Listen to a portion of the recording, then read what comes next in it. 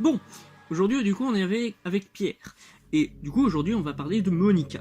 Et tout d'abord par exemple on pourrait parler de son côté yandere. Ouais, alors je vais devoir te couper ici car dire que Monica est une yandere c'est totalement faux selon moi. Il faut partir du point de vue de Monica pour mieux comprendre le fait qu'elle ne soit pas yandere parce que de notre point de vue c'est totalement débile. Rappelle-toi comment est écrit des DLC, rien n'est vrai, tout est faux. Il y a que Monica qui est vrai. Donc peut-on vraiment dire que Monica est une yandere si elle tue des personnages fictifs, surtout qu'elle a des remords à la fin? Ouais non je pense pas. En plus, ces personnages sont réglés par un script. Et bah son passe-V elle n'existe vraiment pas. Donc ça serait con de dire que Monica est une yandere. De plus, si on prend la définition du yandere, une yandere planifie tout à l'avance. Elle tue ses amis ou ses ennemis sans émotion, s'en foutant totalement du protagoniste. Sauf que là, Monica s'en fout pas du protagoniste et en plus, elle a de fortes émotions pour ses amis. Pour le fait qu'elle possède de fortes émotions avec ses amis, on peut noter les side stories de DLC+, qui ajoutent beaucoup de lore. On peut voir qu'elle est quand même très attachée à Yuri, à Sayori et même à Natsuki, qu'elle chérit profondément. De plus, Yandere n'a aucun remords en tuant ses amis. Genre vraiment, il n'y a rien, aucune émotion, que dalle. Elle possède surtout un certain remords à la suppression de ses différentes camarades de classe. Comme souligné dans son dialogue suivant, je sais que j'ai dit d'avoir supprimé tout le monde, mais c'est un peu exagéré. Elle n'a pas eu la force de tuer ses amis. Elle n'a pas réussi à les supprimer totalement. De plus, Yandere n'a aucune émotion en tuant un love interest, une amie ou je ne sais quoi qui se rapproche du protagoniste. Sauf que là, non, Monica comprend qu'elle n'appartient pas à ce monde, à un monde où vous voulez appartenir.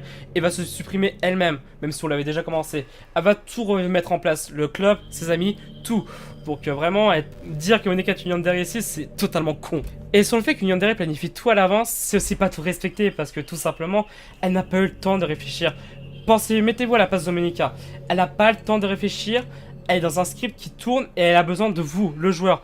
Quelle est la solution la plus rapide pour faire changer le script? Sachant qu'elle ne connaît rien en coding et qu'elle a appris tout sur le tas. Supprimer les personnages, différents personnages auxquels on est attaché, bah c'est une solution viable, rapide, simple, pour pouvoir accéder au protagoniste qui est pour elle si loin du but, si loin de elle.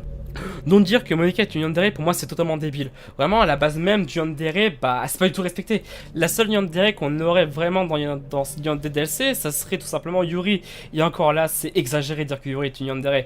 Le seul trait qui est vraiment très respecté dans la communauté animée, c'est le tsundere avec Natsuki. Donc vraiment, les arguments pour Monica qui est une yandere, bah ils sont assez bancals après ce que je viens de dire. Et on pourrait prendre le fanon aussi, même si c'est pas vraiment Dan qui le dit, mais encore ça donne un bon point de vue sur Monica. Je sais pas à toi qui regarde cette vidéo si tu as joué à des DLC+, ou même à Monica After Stories. Parce que Monica After Stories balance beaucoup d'infos fanon et c'est très intéressant. Vraiment, quand Monica dans Monica After Stories parle de ses amis, elle dit pas comme si c'était des gens méchants, des gens qu'elle aime pas. Non, elle a beaucoup d'émotions, beaucoup d'amour pour ses personnages. Et Yandere, pour ses adversaires, elle a pas ce genre de truc. Aucune émotion, limite, c'est comme si elle les détestait. Monica n'a pas cette haine envers ces personnages-là. Elle les aime du fond de son cœur. Ou on peut même prendre le mode de Duster Buster sur FNF, où Monica, après avoir supprimé la petite amie de Boyfriend, réalise qu'elle a encore merdé. C'est pas sa vie, c'est quelque chose d'autre. Elle a pas le droit d'interférer avec ce genre de choses. Une yandere n'aurait pas cette réflexion après avoir supprimé quelqu'un ou après avoir tué quelqu'un.